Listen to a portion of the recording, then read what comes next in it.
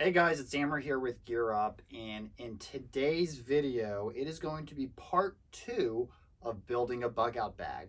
So in part 1, if you haven't checked it out, there'll be a link on this video that you can click on to go see, or you can, if you subscribe to us or you visit our page, you can definitely check it out through our uploads. It is one of our more popular uploads, and we've gotten a lot of positive feedback for this series that we're doing here monthly.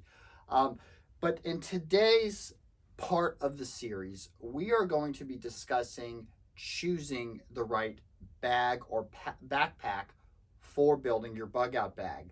And when you think bug out bags, most people tie it to survival items. What am I going to put in the bag? What essentials do I have? And that's great, but there's a process to this. There's a step-to-step process when it comes to building your bag, which is why I'm not in our survival room right now. Right now, I am in our tactical room. And all these packs we have online in both of our tactical gear, tactical backpack section, and our backpack section on the website. Before I get into this, though, this is being shot and uploaded in the month of February. We're going to try to upload these the first Sunday of every month. And every month we're doing a camo of the month. This month, the camo of the month is actually woodland camo, the popular woodland camo pattern, which means packs, which means shirts, which means pants, which means any and everything that has this pattern will be 15% off for the entire month of February. Even if it's not in store, if you order it, special order it, back order it, whether in store or online, we are going to honor those discounts despite how long it may take in, which it won't take that long to get in if it's back ordered, but just saying. So if you are somebody who enjoys wearing woodland camo, whether for fashion, whether it's for hunting, whether it's just a camo for everyday wear that you enjoy wearing, or if it's a camo you want, which I'll get into, for your bug out backpack color, this is the month to do it because you're going to save greatly on this pattern for the entire month of February. Okay, and the website's www.gearupfl.com. You can see links to all the woodland camo stuff in the description as well.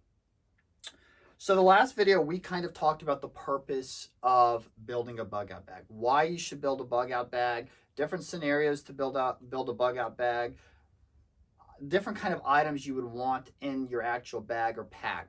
Today, we're going to talk about actually choosing the bag for your bug out bag. And we're going to focus on two main bags. The get home bag that you should keep in your car, just a grab and go bag with some basic stuff.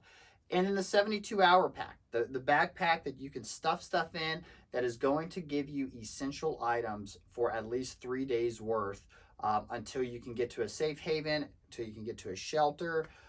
So that's going to be the main focus. Now, there are a lot of factors that come into choosing a pack. And everybody has preference, whether it's brand, whether it's size, whether it's style, whether it's color. These are all factors you weigh. There is, in my opinion, there is one item that your bag has to have, regardless of your preferences and brand and everything else. The one thing every bug out bag, survival bag, go bag should have, it has to have the MOLLE or the modular webbing. It has to be MOLLE compatible. What is MOLLE? What is the modular webbing? I'm going to show you here. Any pack, any vest, any item that has this webbing here. See, this webbing comes up across the bag. And this is one of the number one questions I get in the store of people who aren't familiar with it. Why to have this is because this gives you the ability to expand your backpack. And you have to be able to expand your backpack. I know in your mind you think, I got a big bag, I'm going to stuff everything. And you might be able to. But there's certain items that you are going to want to be able to reach that are going to be accessible very easily. And they need to be on the front of the pack, and they need to be reachable and are going to be reachable thanks to them being modular, thanks to them having the MOLLE straps on it that can hook onto the modular webbing. Regardless of the size, regardless of the style, regardless of the color or the brand, your backpack needs to be MOLLE compatible. It needs to have the modular webbing. That is number one beyond everything, okay? After that, you come to choices. So when it comes to a 3-day pack, you'll see how our packs are kind of in our tactical room is you got smaller, and then you got medium size, and then you might not be able to see it, but at the bottom you got very large backpacks. Now, you got to kind of think, if it's just you, or it's you and your wife, or it's you and a family, and you only want one backpack, or you have a family of 4, or a family of 3, or a family of 5, and you want 2 backpacks, you need to go with a large backpack. You need to go with a large bug out bag. Now, on the flip side, and that's if only one person's carrying it, because you want to be able to put as much stuff in there as possible. But in my opinion, like for myself and being in a realistic situation, or if you're married, building 2 bug out bags, one for you, one for your wife, is a good idea. And when you do that, you can go with more of a medium size, medium style type backpack, which is going to be a little bit lighter weight. You're obviously not going to be able to fit as much in, but it's more compact, it's more storable, it's easier to kind of grab and go. Where a large pack, if you're stuffing, because the larger the pack, the more you're going to want to stuff realistically. The medium pack kind of makes you be more minimalistic. You're going to stuff the essentials, you're going to put the essentials, but the stuff that might be more of, you know, a luxury or something, you know what, I really don't need a wool blanket in this pack. I don't need a poncho liner or a woobie in this pack. This is my pack to kind of grab, let me be good for 3 days. I can do with an emergency blanket rather than a whole woobie or a poncho liner or a whole wool blanket. This, in my opinion, for a good starter off, building your first pack, should be a medium style pack. Everybody has different opinions on that. You can't go wrong if you go with a larger pack though. Like don't get me wrong here. If you choose to go with a larger backpack to have as your all-in-one 72-hour pack and you want a little bit of everything, go for it. There is nothing wrong with that. But the thing to consider with that is you want to make sure that you have the endurance and you are in shape enough to be able to haul this kind of pack, because it is going to be heavier. Medium, large, small, whatever. It is always a good idea to kind of get the weight of the pack and maybe do some training. Or if you walk your dog, walk with some weights. Get used to walking with a weight on you, because walking a mile of your dog in the neighborhood is a lot different than having to trek miles and miles and miles to possibly get to a safe haven or get to your safety spot or get to a shelter or get into the woods, deeper in the woods, to avoid some sort of catastrophe. So when it comes to packs, 72-hour pack, you need at least a medium-sized pack. You can go with even a large pack, and we carry the 511 as well, the Rush 72-hour pack. This is a good one as well. That is the number one decision making you're doing when the modular webbing, the MOLLE, is not a decision. It is a must. So that's not a decision factor for you. It's a must to have on your pack. Second decision is going to be the size of your pack. So for a 72-hour pack, you're going to want to look at a medium size or large pack, not anything smaller than, I think most of these are around, let me not misspeak here. This is a 52 liter. So the minimum I would go is 24 liters that I would get away with when it comes to the pack dimensions and weights and stuff like that. But I would probably go at least to the 30, 37 liter mark and know that you'll kind of be okay with it when it comes to building your pack. When it comes to your 72-hour grab and go bag in your car, this is going to be something you want compact. So you can choose to go with one of these packs and just kind of leave it in the trunk.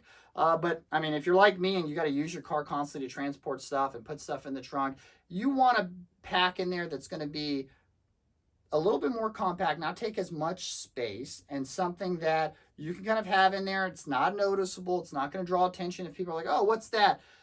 Something very small and easy to do. So honestly, my first go pack was a range bag. Now, granted, this one doesn't have the MOLLE and the modular webbing on it, but it's got a lot of nice compartments on the front that was able to go. So this is an option. This wasn't the range bag I went with. I actually went with this one initially when I built it. So this is a great, small, compact field and range tactical bag. You got the MOLLE webbing on both sides. You've got the zippers, and I'm going to talk about compartments and stuff. 2 zipper compartments that separate so you can divide things accordingly. This is a great option. And then something new they've come out with that is also great. This is, I don't want to misspeak, it's their over the headrest tactical go bag. So this hangs right on the back. You actually slide it up. How are we sliding this up? So you can wear it as a shoulder bag, like so, to carry, distributes the weight nicely. And then it also is able to slip right onto your headrest. See, there's a zipper compartment, and then this handle goes right on the headrest, and you can kind of adjust it. It's Velcro and comes right off. This is a great option too. So notice no MOLLE on the front, but you got the MOLLE on the sides and as well as on the shoulder pad. So a pack this size will work great. Now, if you want more of a backpack, Another great option, the sling packs. These are the tactical sling packs by Fox. So it's a one bag. This is something you can wear every day too. If you want to conceal carry, you're able to conceal carry. A lot of people wear these to the front. It's a new thing, but you can also wear this right around the back. So if it is something where you're in your car and you have to go, you tighten it, weight's distributed, and you're walking with it. Hands are free. MOLLE on the front. You can put an essential item here, like even a tactical cell phone pouch. And then the back has MOLLE as well. So if you prefer, it comes down to preference. If you want something that is small, you need to have the shoulder straps because you're not going to want to be carrying it with your hands the entire time. So, and all of these that I showed you have the shoulder straps as well to let you do it. And then it needs to just be compact. So whether you want to go backpack, and if you don't want to go sling, if the sling isn't your style, we've got smaller packs. So this is kind of in between a small and medium pack, but it's small enough that, and compact enough that you can kind of stick it in there. My favorite in the pack that I hike with actually is this Scout Tactical Pack. So very compact, has a port here for hydration. You got the MOLLE webbing on the sides as well as the back. Small enough to stick in the trunk. If you got a truck, you can even probably fit it underneath the seat. And you get the two straps, so the weight distribution is very nice. But notice the sizing of these all. These are not terribly big bags. The biggest bag I showed you, this one here, is 20 liters. So right underneath that 24 liters, it needs to be something that's smaller, that's compact, that you can keep in the car, put your essential items, that if you have to kind of grab and go and leave your vehicle or something happens that blocks the road and you have to get home, it's easy to kind of haul with you, and it has the essential items. And we're going to get into more and more essential items that are going to go in both packs, and then we'll do some focused ones on what you want. Maybe we'll do a focused one on each pack of what you kind of want more specifically in those packs, and then go more of a deep dive of what to kind of look for with those. So modular webbing, must have. Next, you're picking the size of the pack, okay? The other factor that you're going to want to look for when you're choosing your pack is compartments. Compartments are essential for your organization, okay? You want essential items that you want to get to fast in emergencies, first aid type items, perhaps water filtration items, canteens that have water in it, emergency food, manuals like a survival manual. You want those that are going to be easily accessible for you, whether in a front compartment or towards the top. Most all of these backpacks have several different compartments that you can kind of utilize for that sense. Your first aid stuff should be on the front. I'm just going to say that right now. Do not put your essential first aid stuff in there. But if you have multiple first aid kits, you got your essential first aid kit for emergency stuff with the tourniquet, the blood clot, essential bandages, things like that needs to be in the front. If you go a little bit deeper, then you can end up putting some more stuff inside the pack. But compartments are essential. You need to figure out, once you kind of figure out what you're going to put in your pack, and you should make a list, make a list of the essential items you want in your pack, other items you would like, and then kind of form in your mind how you would go. You could always choose your pack and then build from there too, which is not a bad idea if you're starting off, because most likely if you build one bug out bag, you're going to build another. So it's good to kind of start with your pack and then start building from there. And then as more things come, be like, okay, I need to upgrade and get another pack, or get a go bag for this, or, you can't go wrong with backpacks. Don't go cheap on a backpack. You can get cheap backpacks on Amazon. No offense to Amazon and people who sell on Amazon and stuff like that. There's some good brands on there that do sell. But if you're finding a tactical bug out bag for $20 on Amazon, it's not going to last you. Sorry to break it to you. If you go to Marshall's or Walmart and grab one of those cheap backpacks with the tactical look on it, you're buying for a look, and you're buying for limited use. So it could last you, but more likely than not, it's not. I get a lot of people that come in the store that have bought the stuff from Amazon.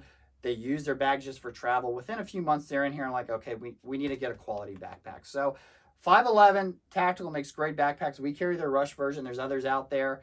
Fox Tactical, we really love their backpacks and what they've done with their packs. But there's a lot of great brands out there that we don't even carry. And you can kind of do your research and see. Maxpedition makes great packs. They're bigger. They're a little bit on the higher end. And then there's some other specific survival type packs out there that are out there for bug out bag and go bag purposes. But you also don't need to break the bank, especially on your first pack. Like a mid-range, mid-tier pack, most of the Fox Tactical packs that we carry, you're looking $60 and up to the $60, $100, $20 range. That's a good price point for your first backpack. It's something that you know is going to last. It's something that comes from a company that started as a military surplus distributor and then turned into a manufacturer to distribute surplus throughout. And now they've got their own brand of tactical gear and outdoor gear. So So don't go cheap when it comes to packs. Your compartments are essential. The next thing you're going to consider now is color. Okay, it's got to be, fashion's not important, but you also need to know your terrain. Okay, everybody initially, myself included, when I first took over the store and did it, I wanted black packs, black vests, black, which is great. You know, you're in an urban environment, black is good. Helps you blend in a little bit. It looks good. It makes you feel good. And black is not bad depending on terrain, but you're going to want a pack that, if you are in a situation where you're fleeing, can also blend in into the environments. And when you consider that, if you don't want to go the full-on camouflage, if you're in a wood environment, coyote brown and olive drab are two great colors. They blend in with almost everything, any kind of terrain. So whether it's sitting up against a tree, whether it's in the grass, whether it's in sand area, know kind of where you live. In Florida, you can kind of get away with either one of them. I want to recommend the black and with the Floridian terrain, because it does stick out a little bit more. But for your cargo bag, I don't think it really matters too much, because that's gonna be something you want to grab and just kind of go. So if you like black, go with black. But when it comes to go bags, leaving your house, I would avoid more of the black colors and go more of a coyote or an olive drab. You could go the multi-cam or the woodland camo. Camos tend to be a little bit more expensive, but this isn't something you want to go cheap on. But personally, I think a coyote and olive drab is great. It also allows you to kind of use it if you travel or want to use it as like a backpack when you go away for trips. They're big enough where you can also get more purposes where you're not feeling like you're buying a bag and it's just kind of sitting there. So color is the next thing you want to kind of consider. And there's a bunch of different kind of colors to consider. And I'm sure we're going to talk about colors and terrains and everything like that down the road here with some future videos. Lastly, the next thing you want to consider is, especially for your 72-hour bag, get something with padding. You want something that is going to be comfortable. If it is something where you are traveling by foot for 3 days, you do not want something that has zero padding, gives you zero support, and you're just feeling literally everything in the pack. You want something that is going to be cushioned. And the great thing about most of these cushion packs is it's not only for comfort, it helps with air ventilation. So you're not sweating your ass off with it pressed up against your back, which you're going to sweat, but it at least is ventilating and allowing the wind and the cool air to kind of flow through you to help try to keep you cool as well, so you don't get overheated, because getting overheated can be a very, very high problem for you if you're alone and you can't find water and you've run out of your emergency purified waters and things like that. So padding is another great item. We talked about compartments. You want to have a compartment for a hydration bladder, possibly. Having a straw and everything is great, but you want, in my opinion, you should have at the very least a bladder in each of your packs. So if you find a body of water, you're out for a while, you can just fill that bladder and treat it with some water purification tablets and know that you're good to go and keep on the move rather than having to keep stopping and stuff like that. In addition to like a canteen is a great item to also have, which we'll get into water storage and things like that in another video. So that covers most of it. The other thing I personally would recommend is make sure to get a pack with Velcro. Most of these packs that have Velcro, that have the patches, they come right off. So if you don't want the patches, which we give you a free gear up patch when you buy a bag, but getting the Velcro, and the reason why is, yes, you can put morale patches on there and kind of express yourself, which is good for travel and things like that, if that's what you want to do. But beyond that, knowing your blood type and putting a blood type patch on your backpack could save your life. Somebody finds you and God forbid you're wounded and you're bleeding, or it's in a situation where EMTs come and get you and you have your blood type on the patch, they're going to know immediately, we got to get this guy some O positive blood. We got to get this guy some B positive blood. They're contacting hospitals or contacting emergency centers, knowing that you've already let them know in an extreme circumstance your blood type and what you may need. So that's why I think Velcro on a pack is also essential. So that is my take on what you should look for when you're purchasing and buying a backpack or a bag for your bug out bag, your go bag, your survival type bag. So I appreciate you guys watching. Hit us with a like, subscribe below, leave us a comment, let us know what you look for or what you looked for when you started building your bug out bag. This is my opinion. There is no wrong mindset when it comes to doing this. And the more you share, the more knowledge we get out there, the better for like-minded individuals like you all who are watching this video, who shop at small business surplus stores that look out for its citizens. like us, it is all great. The more information and knowledge we can get out there for the betterment and the good of the people who have kind of that same mindset that we all are having right now with the way things are going, the better. So, I mean, we live in crazy times. There's no denying it. And we are fortunate. If I live in the United States, most people watching this live in the United States. We're fortunate we are in a good country overall, but even here there's a lot of stuff going on. And then you look beyond in the threats that happen foreignly and what's going on all over the world.